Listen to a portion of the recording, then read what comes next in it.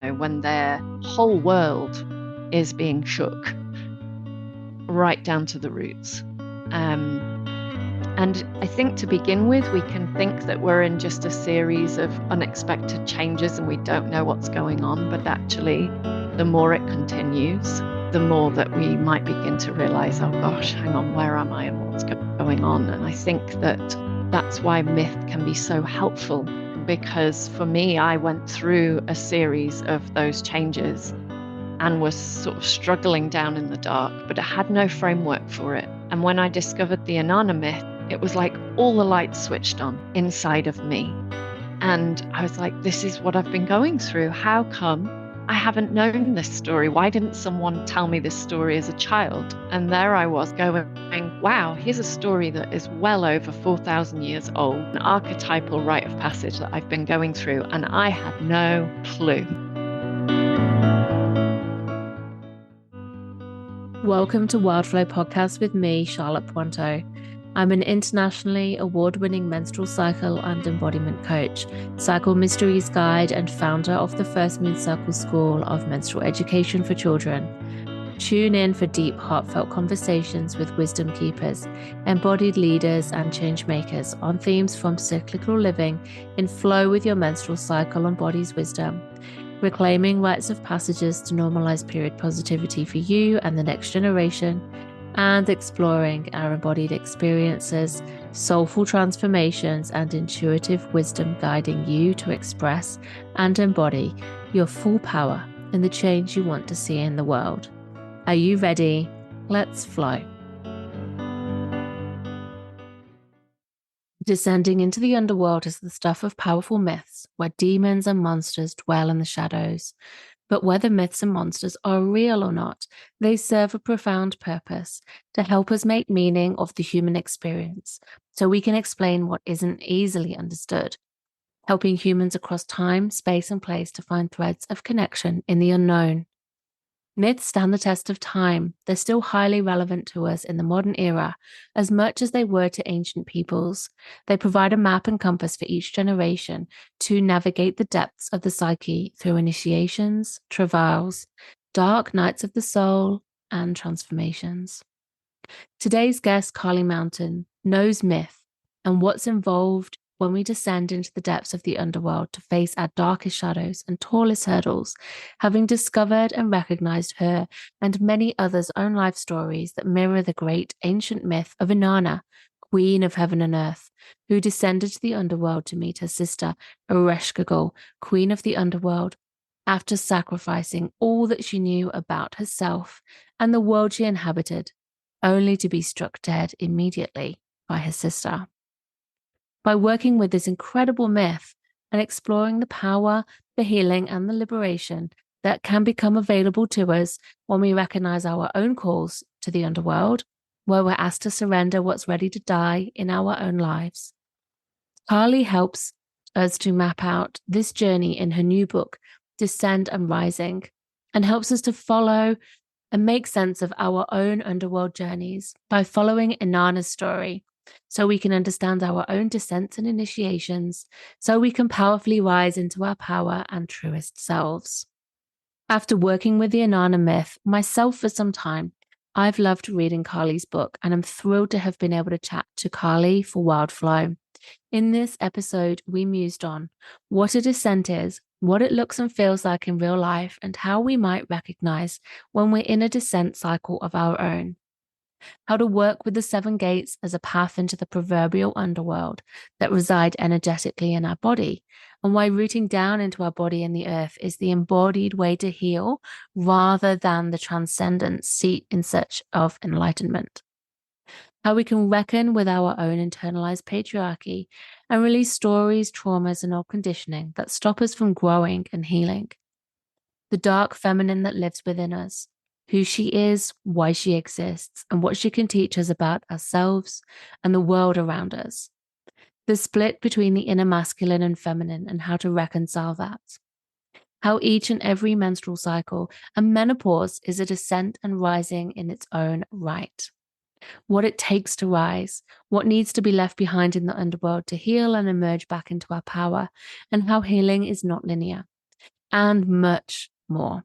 This was a seriously potent, juicy conversation, a deeply important one as well, that I'm sure will provide you with some illumination as to what you have been through before and what you might be experiencing right now, and what you'll probably encounter again on your next descent into the underworld. Hey, welcome, Carly Mountain, to Wildflow Podcast. How are you today? I'm really well, thank you, and I'm delighted to be here. Thanks for inviting me.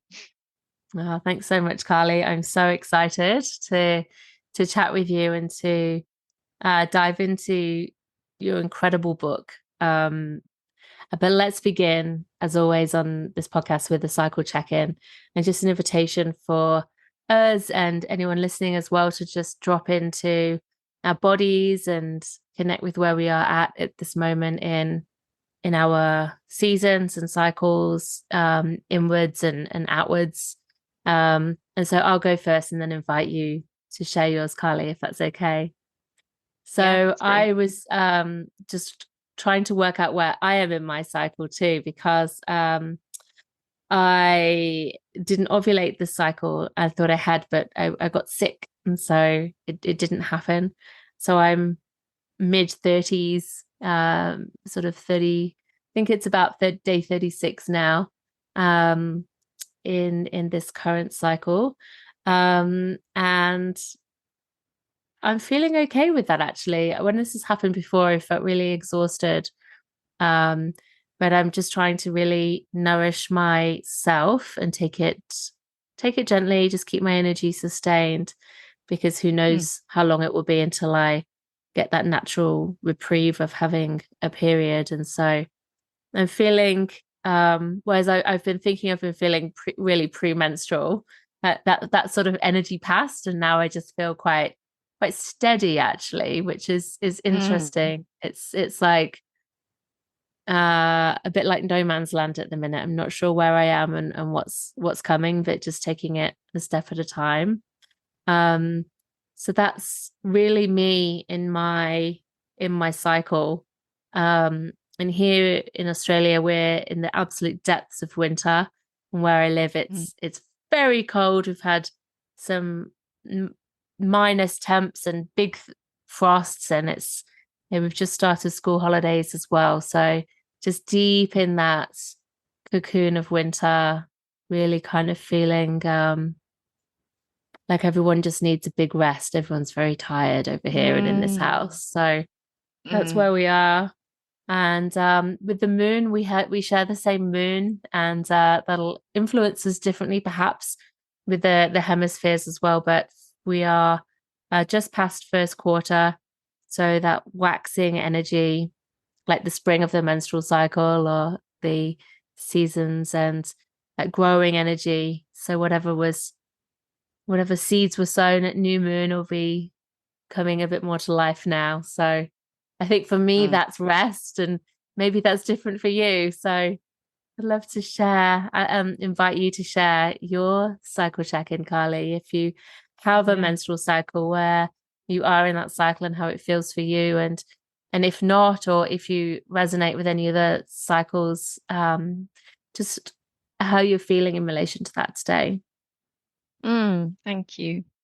Yeah, so I feel like I'm on the opposite polarity, perhaps to where you are. I'm day 14 and just about to ovulate. And it's also summer here in the UK. So the sun is shining today. I've been out with the dog this morning and yeah, yeah, my energy is up.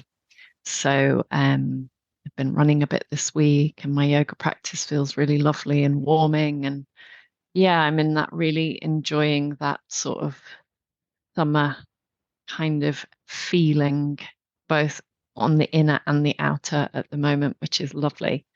Um, and yeah, my bones get so cold in the winter. As you were speaking, I was really feeling that bone cold kind of feeling that I sometimes get in the winter.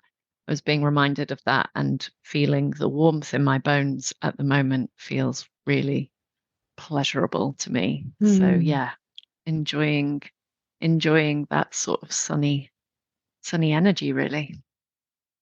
while it's here, Oh. because it doesn't last long here in the UK, as you know. It's true.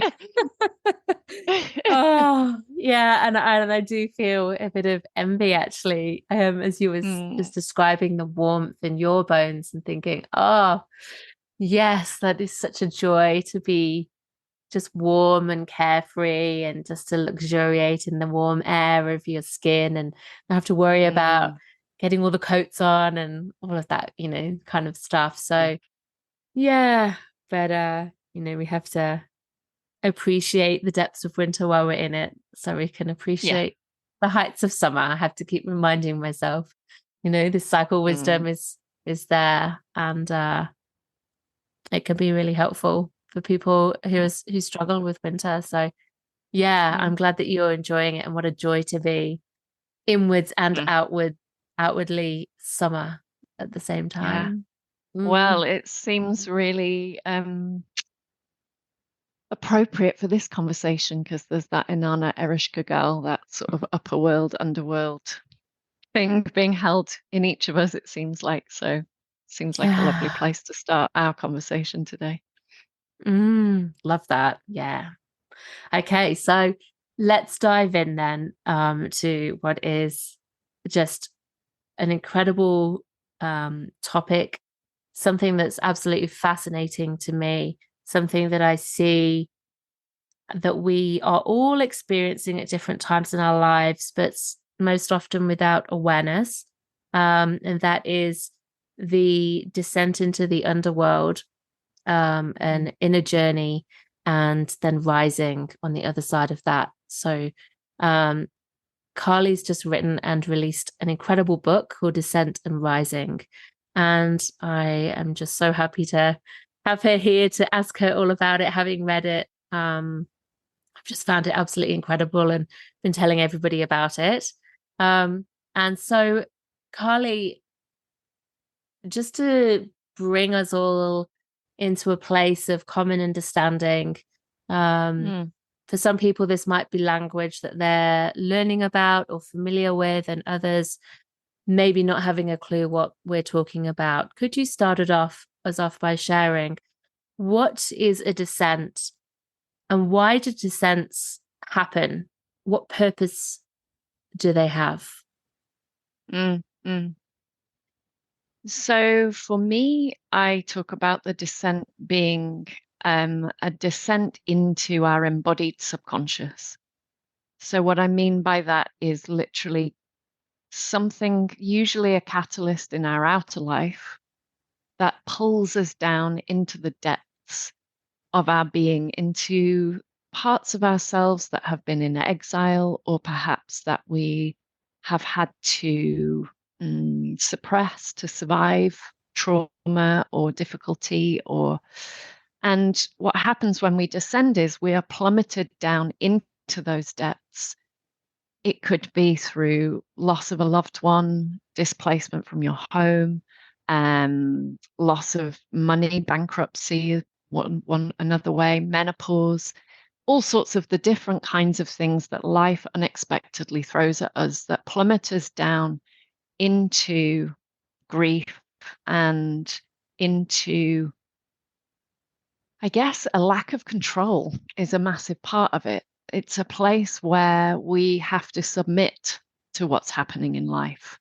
And when we have to do that, it tends to bring up not only the things that are coming up in the current life situation, but also tends to evoke things from the past that perhaps we haven't fully tended to. So the descent is, as it sounds, something that pulls us downwards and um, it pulls us down out of what Ian Mackenzie said to me the other day, the citadel of our mind. I like that. This space where we can sometimes live, the citadel, the place above where we're in control, where we know what's going on.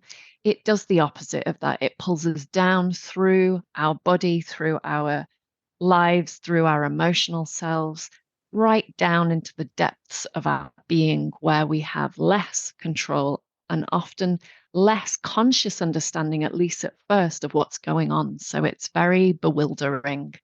And I use that word quite intentionally, as in be wildering, because it takes us Mm. into a wild landscape of our somatic experience, of our emotions, of that which we can't control in life.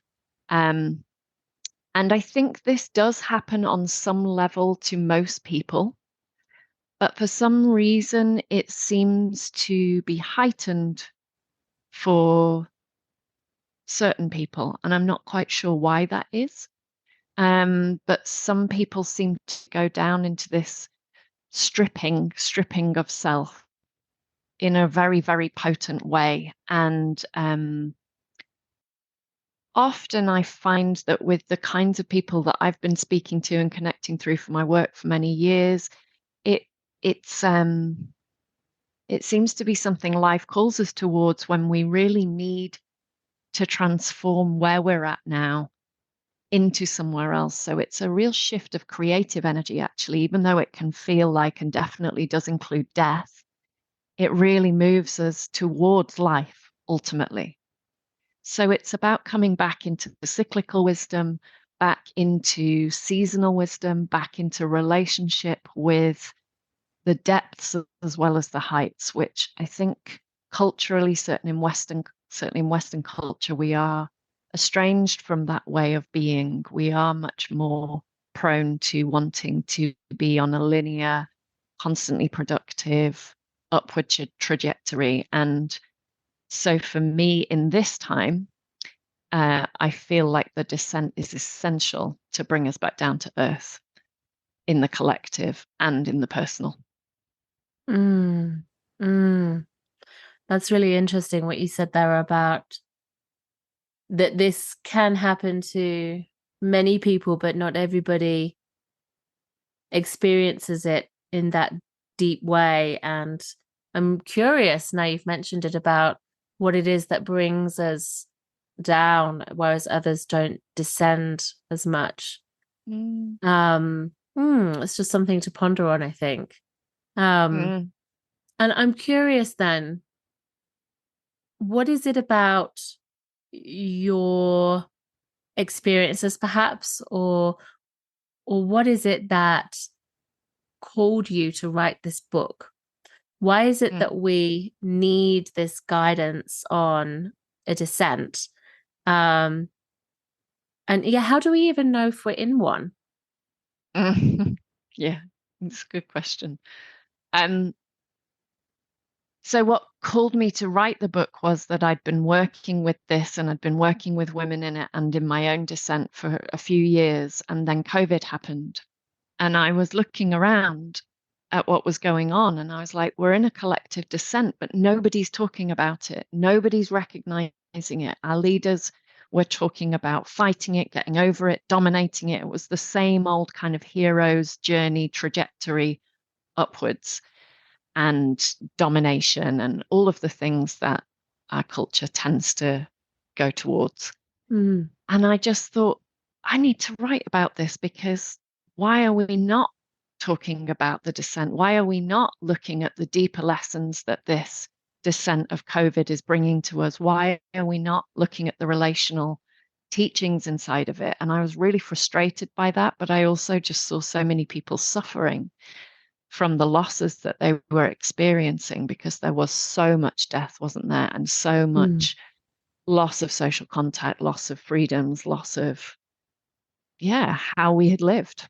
And it just felt so profound to me. It was like all the work I'd been doing in women's circles and in my own life and in the more personal way over years. It was like, wow, here we are. um, so that was what the catalyst was. And it also created the space for me to write it. Um, I think the way that we know that we're in the descent is because it is usually a series of changes, one after the other in succession. So in the book, I describe it as like an earthquake where the epicenter is the initial thing and then it ripples out and changes the landscape of our lives. So it tends to move through all of our relationships, through our work, through our sense of self, through our spirituality, through our, you name it, it touches it. So the way I know that someone is in the descent is when they're saying, when their whole world is being shook right down to the roots. Um, and I think to begin with, we can think that we're in just a series of unexpected changes and we don't know what's going on. But actually, the more it continues, uh, the more that we might begin to realize, oh gosh, hang on, where am I and what's going on? And I think that that's why myth can be so helpful because for me, I went through a series of those changes and was sort of struggling down in the dark, but I had no framework for it. And when I discovered the Inanna myth in a book by Linda Hartley called Servants of the Sacred Dream, it was like all the lights switched on inside of me. And I was like, this is what I've been going through. How come I haven't known this story? Why didn't someone tell me this story as a child? Because I'd never heard it before. And there I was in the dark going, wow, here's a story that is well over 4,000 years old. This is an archetypal thing, an archetypal rite of passage that I've been going through, and I had no clue. Mm. So I guess for anyone listening to this who's going, oh, wow, that feels like where I'm at. It's like, yeah, this is actually, though the particular shapes of our individual descents are very much personally shaped. This is a universal path and one that people have been walking for thousands and thousands of years, probably as long as it is that humanity has existed, really. And Mm. for me, this medicine in knowing that it brings the sacred rooting of our descents and risings closer to me by knowing that somehow. Mm. Oh, I share your feelings about like why haven't we heard that story before? And the first time I heard this myth, I thought, oh my gosh, is that what it was? Um, Yes. and it was like this meaning was made of something I had been through in a big way. And at the time, didn't understand it myself, didn't even Mm, really understand so much on the other side of it. And nobody around me could understand or witness or hold. And I think mm, that hold me in that process. And I think that it's so disorienting to completely have the world as you know it crumble and yeah. you as you know it as part of that world to crumble and then to get to that point of, well, what's this all about then? There's got to be some greater purpose here or some like I just don't know anymore. And then Yeah. the way that we get put back together on the other side and to come out of it, it's like um, uh, when we don't have that language and that understanding, and that's what the myth gives us, is this, Mm, like you say, it's a blueprint almost. It's like a path that has been walked mm, before. If we were more literate in these things, we'd be able to have that quicker understanding, like you said, I'm doing this, or maybe you're doing that. And I'd wonder if we had a world where or a culture where more of us were able to be um aware and to have that support to go through it as well, whether more of us would feel safer to descend. Curious whether it would be quicker and any easier, probably not. um, but also whether we would really get the gifts out of the process mm, more easily if we had that guide. And one of the characters in the story, Ninshaba, is mm, the witness, yes. the Inanna's witness and how would you describe Ninshaba? Yeah, exactly what you say. She is the witness. So she's the witness on the inner and the outer. So she's our internal witness. And in terms of like modern day knowledge, she could be thought of as our prefrontal cortex. So that's the part that is obviously social communication, it's the social part of our brain. And the part of our brain that can witness and understand what's going on around us. And Mm. actually, when we experience trauma or we go into survival instinct, as you probably know, and others listening, that is the part that actually goes offline. And the more survival instinct, the other parts of the brain light up to help us respond to threat. But that part, so Ninjaba is that part that has that witnessing element.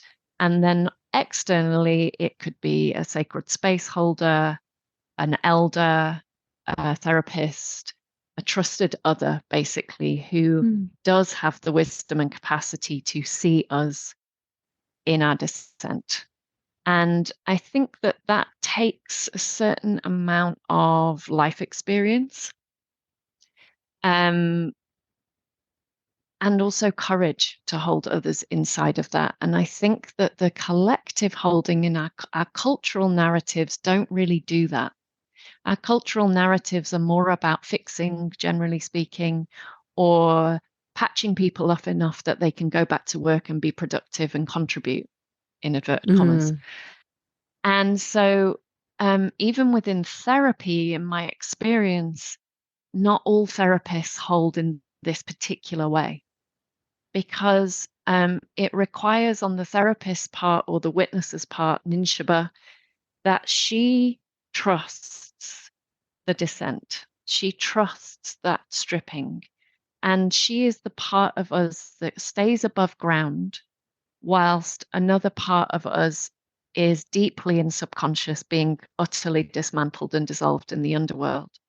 So she is the aspect of us that allows us, A, to stay sane, but B allows us to stay in life. So, a lot of women who I've spoken to through the launch of the book and afterwards have said, I'm a mother, but I feel like I'm in the underworld. Is that okay? And I'm like, Mm. yes, motherhood can be a major catalyst for the descent. And I think often that's framed as, oh my gosh, how I must be being a terrible parent because I'm going through all this stuff and I'm being a mother to my child. Well, I don't think that's actually true.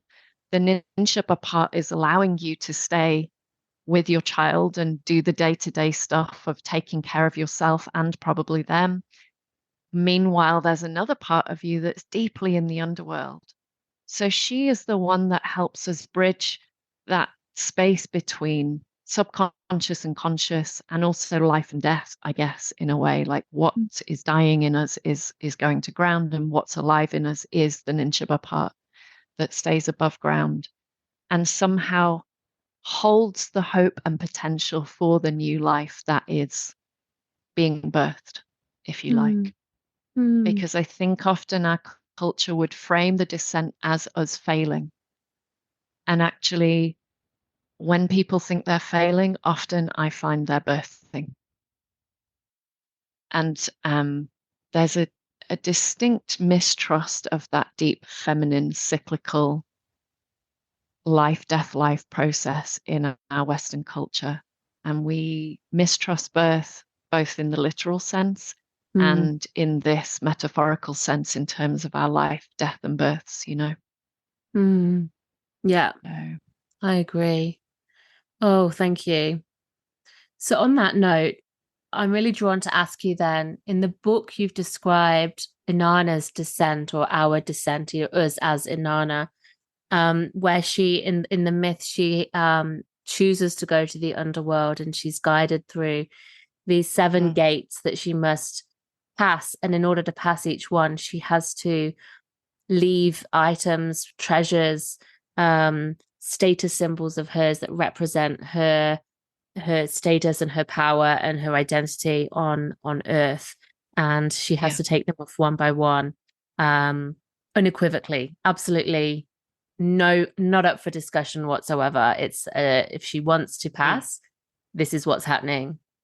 And you've described it in the book as these gates are a match for layers, and if you're familiar with chakras, the chakra points, um mm, these places in our bodies, these energy centers. And you've described it as a descent from our crown being the first mm, gate right the way down to our root at our base as the last gate, and this descent down into our bodies. And I'm fascinated by that because, I always hear, and in yoga, for example, and in other places that I've heard it mentioned, it's this, everything's about this rising upwards and this kind of search for enlightenment and to access, this higher consciousness above. And I'm just mm, absolutely felt like, yes, when I was reading mm, your book, and it was about this descent back down. This embodied aspect really speaks to me. And you said in the book, you wrote, all the gates teach us how to unconditionally listen to the body because the body remembers. And it mm, was like this feeling of like, oh, yes. And so I'd mm, love to explore this with you, why we need to be embodied and reclaim our body and descend back into the body as women, as mothers, as space holders, leaders, whatever we're doing, all realms of our lives. And how the body holds power and wisdom, and how we can reconnect with that, whether it's been lost or taken from us through this descent back down. And I'm just really curious about this process, this descent process back into our body. So what is it about this descending into the body process that can really help us find ourselves again, and mm, let die what needs to die, mm, essentially? mm. So I feel like that that quote that you've just pulled out of the book really encapsulated it in the sense of the body remembers. So even the things that we consciously don't recall are held inside of the body. And we live in a really dissociative culture. We're our technological focus, we're on our screens a lot, we are very busy. In many ways, we're taught to override the body in order to get things done. And in order to deal with trauma, we dissociate from the body to an extent. So I think that dissociation is a really natural and useful survival strategy, one that we need. So I'm not shaming dissociation, but what I am saying is that if we live our life in a dissociative state, then we are only living again in that citadel of the Mm. mind. And what is going on underneath that, and particularly for women, um, well, in fact, all beings, but because of our menstrual cycles, and because, for those women who choose to give birth to babies and all of that stuff, it's a really, women have a really inherently embodied life cycle that we live through. And we're even taught to override that in this culture by suppressing it with hormones or, blah, blah, blah, and are taught that that's good for us. So a lot of our cultural stories and structures are geared towards, as you say, the upward trajectory.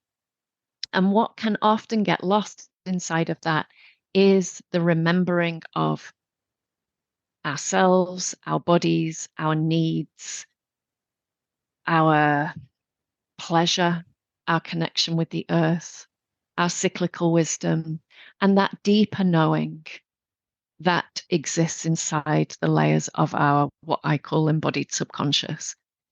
So, yeah, those seven gates provide a structure for understanding. But I certainly find that it's not a linear process. So when we descend down through the seven gates, it's not like we go literally down the head, the third eye, the throat, the heart, the solar plexus, the womb, the root. That's not how it goes, right?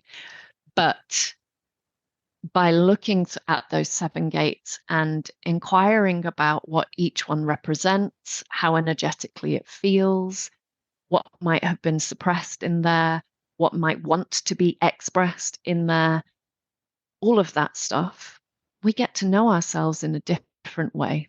And we return to the wisdom of the body. And I feel like Inanna, as a goddess of sexuality, um, really holds keys for us about our sensual, sexual, animal, somatic aliveness that brings us home, brings us home to the things that need tending to inside of us and therefore our life, because we are embodied creatures. So whether we're suppressing our body and our embodied wisdom or not, the body is going with us every single place that we go and is experiencing what's going on with it. We can't escape the body. The only way to get out of it is to die, right? Mm-hmm. But most of us want to stay in the body ultimately. So for me, I love working in an embodied way because, well, for me, there's just only so far you can get with your mind. And then you'll bump into your body. And Mm-hmm. then you'll go back to the mind again, and then you'll bump into the body again. It's like, well, I'm going to bump into my body again, even if it's just I need to sleep now or I need to eat now. Your body is going to demand certain things of you. So, yeah, going down through those seven gates, as you say, it's not a choice. And the phrase that Inanna meets with at each of the gatekeeper, as she goes through each of the gates and something else is taken from her, she says, "What is this?" And the reply that comes is, "The ways of the underworld are perfect. They may not be questioned." And this, for me, is the natural laws, the laws that we are mortal and we will die, that the body will get sick. And ultimately, yes, we've got great healing modalities, but we are all going to experience some kind of incapacitation at some point in life. Um, the natural laws of the earth that, you know, we need the earth for food. We have to be in relationship with the earth for water. We are part of her. We're part of the ecosystem.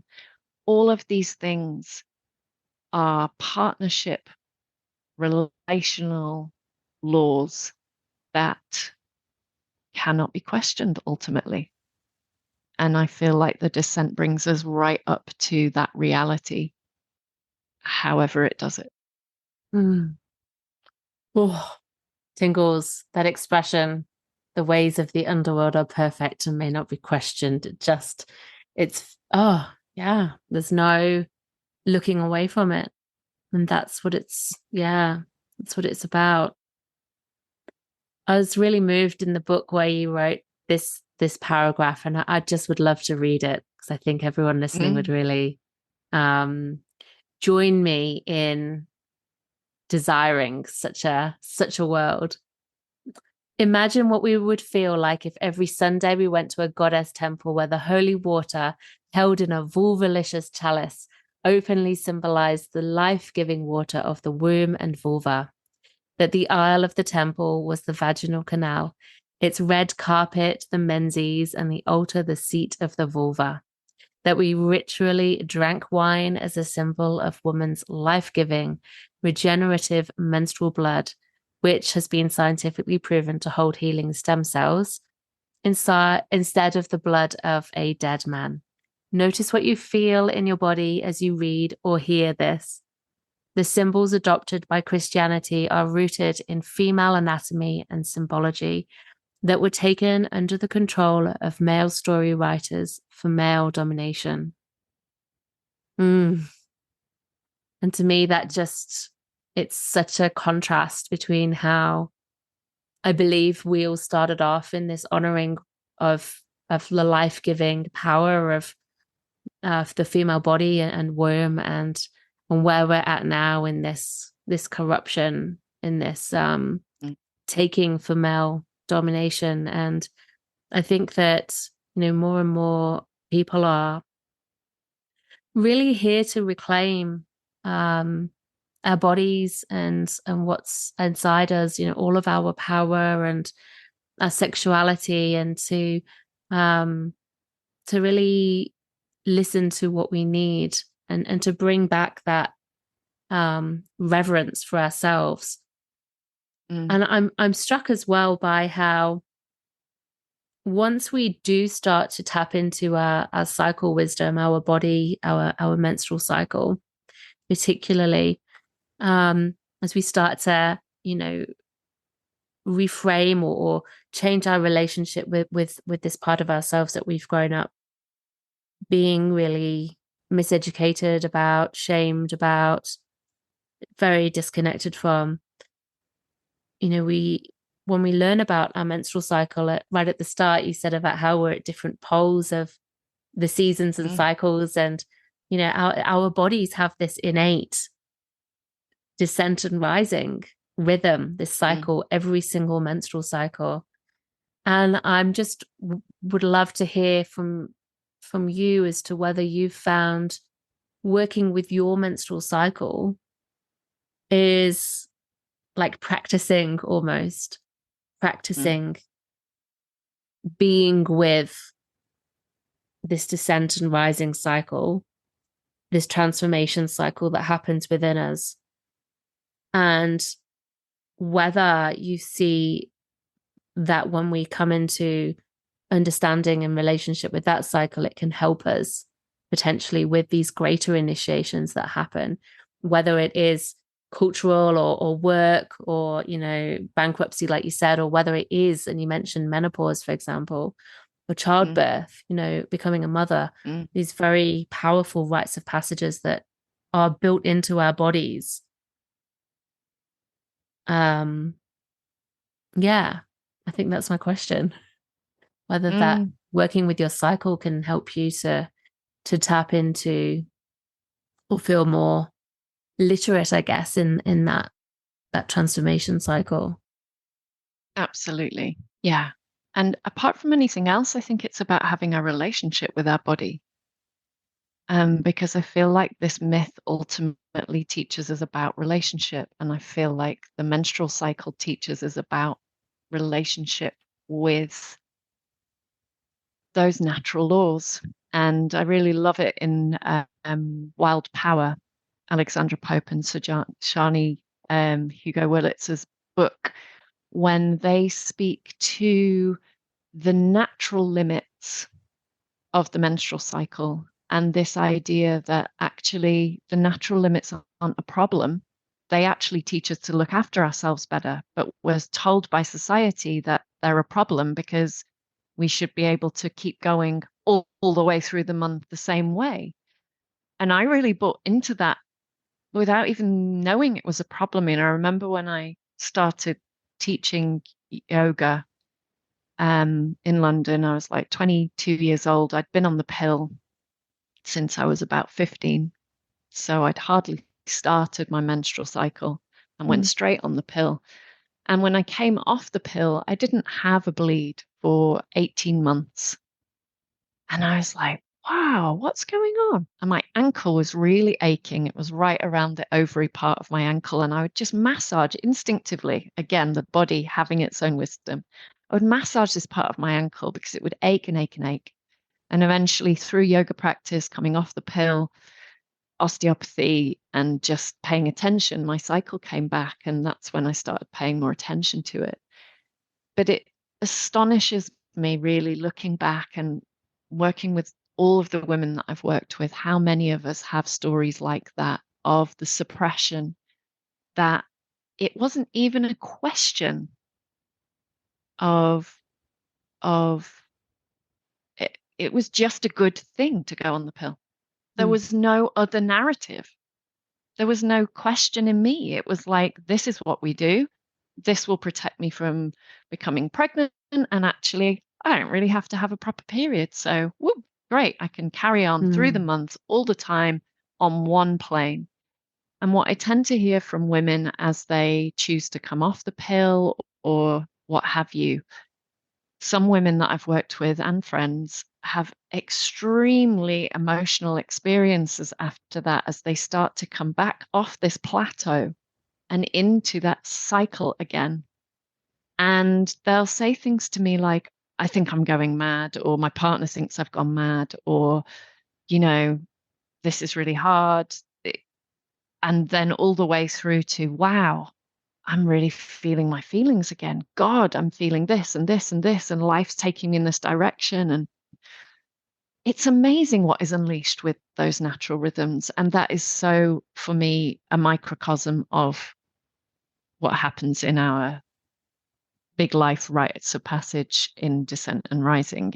It's, as you say, it's a practicing of adhering to those natural laws that we should not really question, that Mm. we should abide by more, because actually, rather than rather than limiting us or dominating us, I feel like really when we attune with them, they support us.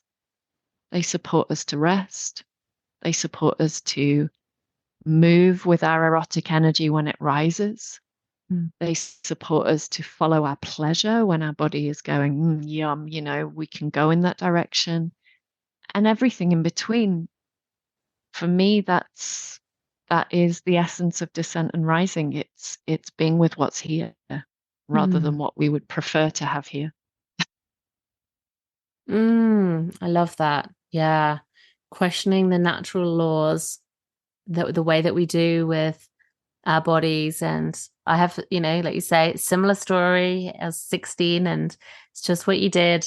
And Mm, and came off the pill many, many years later, over a decade later. And it's like, what is this? Yeah, am I going mad? And all of that. I really relate to that. And then, like you say, landing in this body that suddenly has a cycle, and oh, what's mm, that? Oh, I mm, don't think I've ever felt um that sexuality rising with ovulation before, like that mm. eros just coming through, and this pleasure in my body and in the world. It's like we get really, we're robbed of that experience. It's completely switched off from us, isn't it? Like you say, at such a young age before we can even experience it for the first time. Mm, And that's just speaks so much to control and and the submission of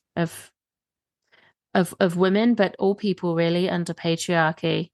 I think mm, that the more we can, like you say, accommodate our cyclical selves, mm. um, and all of the changes that we go through in life, it does support us. I completely agree.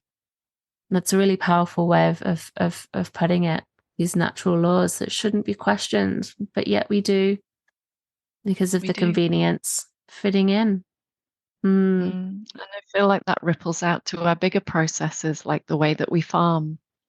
We don't allow that fallow Hmm. collectively. We don't allow for the fallow. And I feel like when COVID happened, my nervous system relaxed in a way that I don't think it ever, ever, ever had, Hmm. with the stopping of the traffic and the closing of the shops and the closing.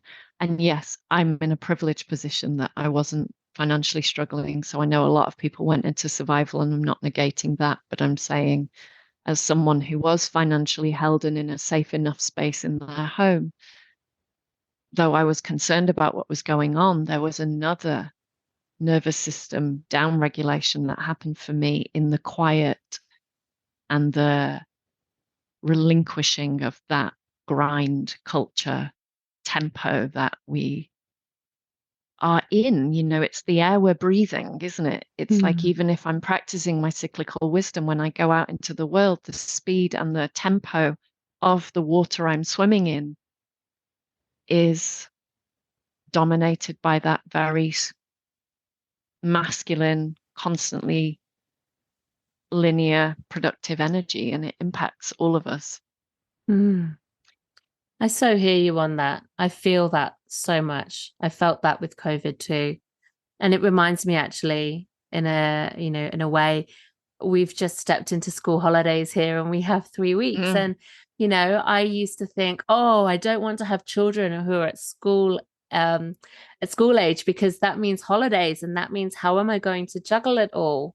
mm, Whereas I've learned through a lot of careful planning and preparation and boundaries that I can take that time to let the rhythm and the hustle and the needing to get mm. up early in the morning and everyone's shouting, where's the bags, where's the shoes, all of that, trying to get somewhere and just get through the day and Mm, drop into this fallow period, this time of the holidays, to just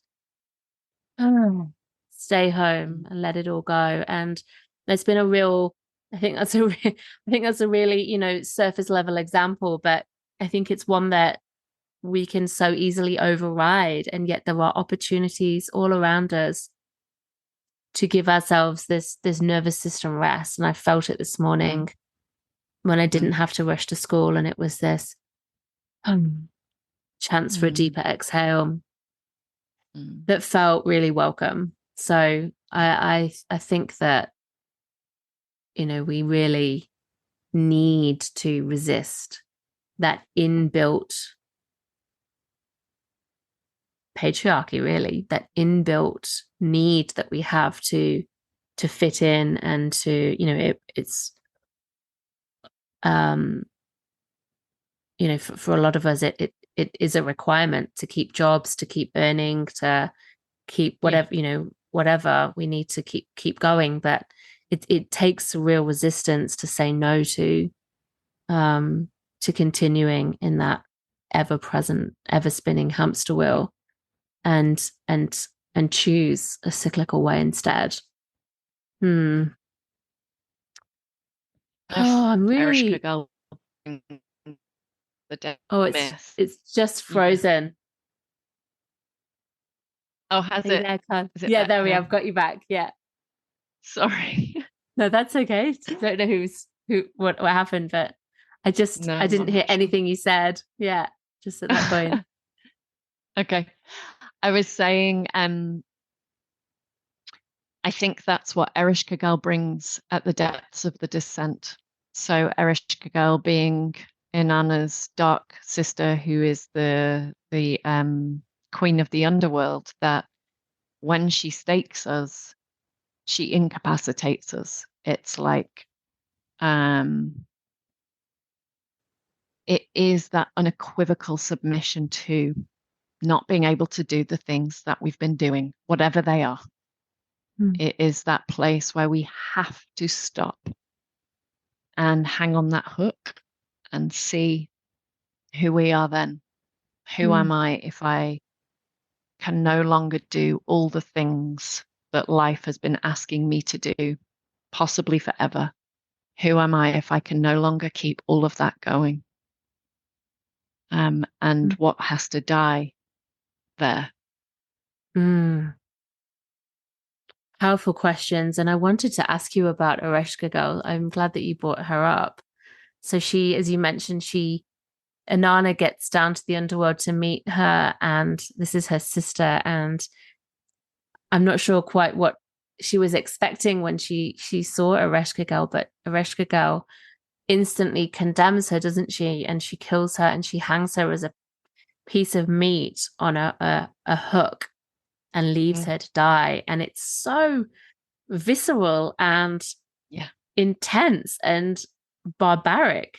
Um, it's quite shocking to read that, this is her sister who would do that to her. And in the book, you said that this is Inanna being initiated Mm, by a woman, by mm. her sister. And I just would love to ask you, why does she need to be, why does she need to meet submission and death in this way at the hands of her sister? What's that a Mm, representation for that we could learn from? mm. So, in the more well-known telling of this myth, which is the Persephone myth, she is taken to the underworld by Hades, who rapes her. So that's the form of penetration that happens in that patriarchal retelling of the Inanna myth. What I enjoy about the Inanna myth is the fact that she chooses to descend and that it's Ereshkigal that penetrates Inanna. So it's that yang feminine, which for me as a female feels so much more empowering because it's something about the masculine and feminine energy inside of me coming into a new relationship. And so for me, that stake, that hook that Ereshkigal impales Inanna on is that penetrative masculine yang energy that exists inside all human beings, whatever gender we identify as. And it's described by many writers, and I describe it in the book as a death marriage. And why the death? Well, because something in us has to die. The separation between these two and the relationship that the relational dynamic they've been in up to that point, which is separation, exile, domination, and you know, being oppressed, that has to die. It can't carry on like that. It has to end. And so, in that assertion of Ereshkigal's rage and yeah, complete rage, isn't it? It's like, oh, no, no Mm. way. In that assertion of those darker energies, something dies. And I think that it's really interesting that with, say, PTSD, that big outbursts of rage are really common, a really common part of post-traumatic stress disorder. It's like this rage kind of flies up and then will come back down again, and then it'll fly up and come back down again. And it's actually it's a way that the body calls us towards our pain and our trauma and our woundedness. And in a sense, Ereshkigal embodies that. She embodies the wounded part of us, but she also embodies the assertive, rageful, the the life force inside of that dark energy. So it's both. Mm. Um, so there's so much in that. And as you say, there's sort of a barbaric, very animalistic kind of, it is really visceral, isn't it? It is Mm. that sort of instinctive action that all human beings are capable of, that we are often really deeply uncomfortable with. And Mm. she asks us to go towards those parts of ourselves and get to know them better, which is quite Mm. scary, Mm. Yeah, and but as you were, also has gifts inside of it, I was going to say. Yeah. yeah, as you were speaking there, I had this phrase popped into my head that I heard as a child, and I haven't really heard it said since. And it's hell hath no fury like a woman scorned. And I just Mm, thought, oh, that to me is like such a shaming mm, um phrase about the power of an angry woman. You know, yes. it's one thing to not be to be beautiful, perhaps, or that's something that we can strive to be, to fit in, and to not be perceived as beautiful is one thing, but to be perceived as angry is like, Mm, it feels worse. It's like the ultimate, like that is the unacceptable woman. And I just mm, had it in my head as it came up into my head when you were talking about Ereshkigal's rage, about how fearful and unacceptable it is to express that anger. But as you yeah. say, it does have gifts. It does need expressing. To be Mm, expressed, it can be healed. Otherwise, mm. it's just held down. Mm. And it's so much a part of our menstruality, isn't it? You know, that Mm-hmm.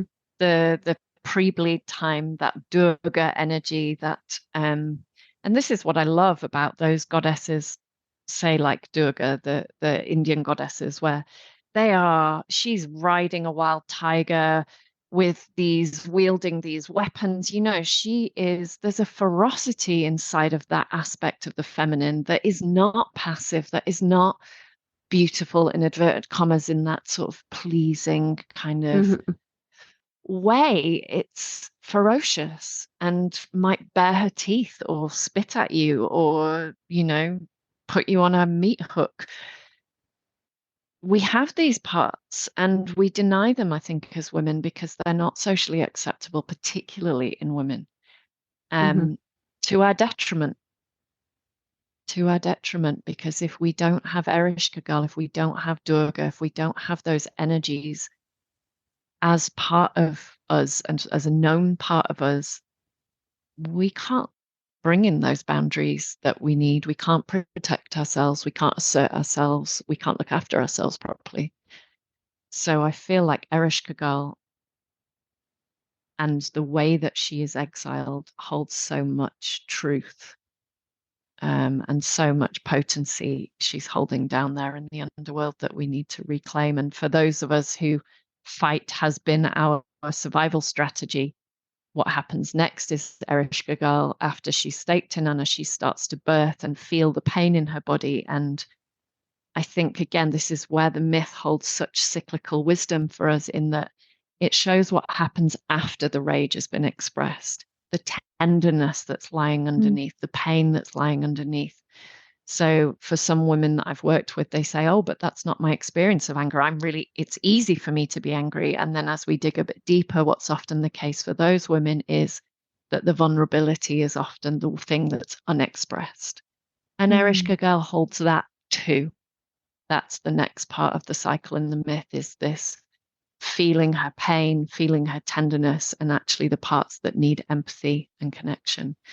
So, I feel like rage is such an important part of the cycle, and then comes something else after we've expressed it.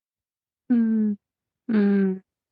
I'm really glad you said that. I think this is something that, as you say, the premenstrual rage, for example, can be so shamed and so Yes. feared. And on the other side of that is the vulnerability of being emotional or weak Mm. or, not being able to hold it all together. And actually, we're not meant to hold it all together. It's our body is inviting us to let Yeah. go of what's not working, to let something within us die so that we Mm. can go into that birthing of what's new, that new cycle, our new selves in the next menstrual cycle. And I think that's Mm. also what I really love about this myth is it just feels like it's like you said 4,000 years old, did you say? Over This is 4,000. old. Yeah. This is so Yeah. old and yet it's it just shows how long people have lived in right relationship with their body, the earth, the cycles, the seasons, and it's only recently, really, in time, a small snapshot Yeah. in the grand scheme of things, where we've forgotten all of this, and Mm. it's time for us to just remember and to bring it Yeah. back. Mm. There's so much more to the myth, Carly, isn't there? We've really just covered the descent half. And after that Mhm. is the rising half and all that it takes to move through that. And I feel like we could have another episode, another conversation about that, because there's so Mm. much to be said. There's so much that your book shares about what it takes to not dwell in the underworld, because I Mm. think it's easy to get stuck there if we don't know what's being asked of us. And I think that in order for that transformation to continue and complete, there's processes to go through, and you've outlined beautiful explanations and tools and brought to life the characters in the story in this ascent part that really Mm. bring us practical ways, and invitations and prompts to look at what within us that we need to let go and leave in the underworld so that we can rise. And Mm. I just wonder whether you would like to share anything briefly on the ascending part. I don't want to keep you too long, Mm. but Mm. it's such a Sure, juicy sure. part to get to go into. Yeah, what would you like to say Yeah, about that part? yeah. Well, I feel like then when we rise, it's when our erotic energy starts to rise again. So, like when the sap starts to come up through the trees in spring and summer, coming back to that cyclical wisdom again. But as you say, it requires sacrifice. So, I guess for anyone listening to this, that's the key for me, is that it requires us to let go of our old coping strategies to an extent, to start to forage for a new voice, um, a voice that can say no when she means no and yes when she means yes. And it's also not linear. Just as we go through the descent and those seven gates are there as a structure, but they're not experienced in that linear way, rising isn't linear either. And I think sometimes there can be a misconception of, oh, I'm off the hook now, I'm rising, it's going to be easy and straightforward. It's really not that. If anything, it's equally as vulnerable because there are lots of concentric cycles inside the bigger cycle. There's lots of two steps forwards, three steps back. Oh gosh, I've landed in that old pattern again. How on earth do I do it differently? I feel like that's such a big question for rising.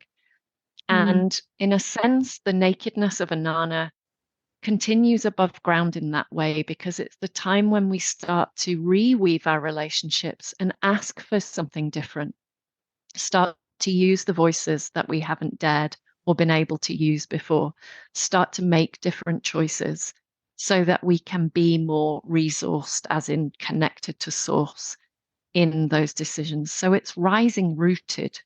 It's rising rooted in the depths, in the wisdom that we've gleaned. And how on earth do we walk that in this culture, in this time? It's a massive question because what we've done is stepped outside of the mainstream. And as we try and step back in to that mainstream on some level, because we are all interconnected, we have to live in this world. How do we do that and remain rooted? And it's a huge question. And it's one that I'm constantly asking myself and will be constantly asking myself. I think we just continue to learn. And the final part of rising is compassion. And so I feel like that is really key is the compassion for ourselves when we notice we've fallen back into an old pattern, the compassion for ourselves when we're finding it hard, the compassion for ourselves when we're a bit scared to use that voice and then we do it. Um, and the compassion for when we have to descend again on some level, because it's not just one descent. I think it's many, many descents. So, yeah, what needs to be sacrificed? What do you need to be compassionate to?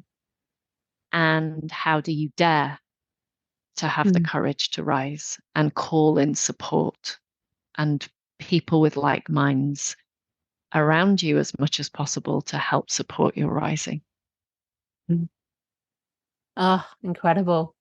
And I just want to speak one thing to that is that as I was reading the part about Dumuzi as well, and who's Inanna's husband, and this part of Yes. the sacrifice, um, one thing that comes up for me in my rising is when I'm being true to my path and my values and my who I am, and when Mm, there's someone near to me who doesn't get it, who doesn't mm, understand, and who wishes I wasn't trying to break away, who would just yeah. conform and just be easy and just fit in. And there is this choice to make in that moment to sacrifice Mm, or abandon myself and what I know yes. to be true to just be easy and to just make the peace or to stand Mm, strong. And that's where the compassion I can see as well comes in to hold that other person who, I was going to say, is almost trying to oppress you back again into this more compliant version, Mm, to just choose to keep walking forwards and to be you and mhm, to do it that way. And I was just really struck when I was reading, yeah, that section. I thought, wow, it doesn't end, does it? It's like you say, this rising. It's, long time after coming out of the underworld for me, it's still that choice, that process of navigating how to keep going, how to keep rising, rooted, as you said. That's a mm, beautiful metaphor. Mm, it's an incredible gift, this book, that just keeps on giving, and it gives so much understanding along the way. And I hope that everyone listening gets a copy and reads it, because I think there's just so much um, support and guidance and understanding and awareness, and that feeling of being like, oh, it's not just me. I'm not alone here. This is yeah. something that we can navigate um, collectively. I just think it's something that the people who will be listening to this podcast will be really drawn to hearing more of. So please do get yourself a copy. And if I may, I just want to read. There's a closing section in your book, Carly, that is just beautiful. I think you might have written this. You'll have to let me know. Mhm. But you wrote descent and rising. The dark cocoon of heartbreak is vital ground. Through that devastated shipwreck appear the wings of spirit, the second birth canal whose rivers deliver us back to the heart of it all. In the ruthless light of day, one bridge burns, and we are no longer our father's daughters. The stretcher we wake up on carries us through the thickets of the soul towards a new beyond. Heartbreak for one becomes a grieving for the whole world. Our embryonic heartbeats compel us to build new bridges, bridges that hum to the song. We remember, and our footsteps touch the ground tenderly in their authority. The bridge to the goddess is built through a sincere heart, and no heart is more sincere than that of the unwitting warrior who has found her yes, who cannot possibly remain folded. That one who, through being broken in two, is delivered back into one with everything. It's exquisite. Mm. Makes me feel quite emotional. What a beautiful way to end your book and to end our Mm. conversation. Thank you so Thank you much, so Carly. much. Mm, Mm. Thank you. I've really enjoyed this conversation, and it's so beautiful to hear that poem read back to me. So that was a real mm. gift. Thank you. No, you're so welcome. So, anyone listening, where can they find you and the book? Mm. So you can find me at my website, carlymountain.com. And I'm also on Instagram, Carly_mountain. And on my website, when we launched the book, I held a free online retreat, and that's still a resource that is available for free. You just need to sign up to my mailing list, and you'll automatically get access to that. And those conversations are also continuing monthly. So each month I have a new guest, and we're talking about the themes around descent and rising. So hopefully that's a resource that can really support people with the book. And the book itself, you can get signed copies direct from my publisher, Womancraft Publishing, who are a great independent publisher of women's books and women's voices. Um, but if you want to get it elsewhere online, you can get it from Amazon or wherever you buy your books from online. And yeah, please do get in touch and let me know how you go with the book, because I just love to hear how it's landing with people. So thank you.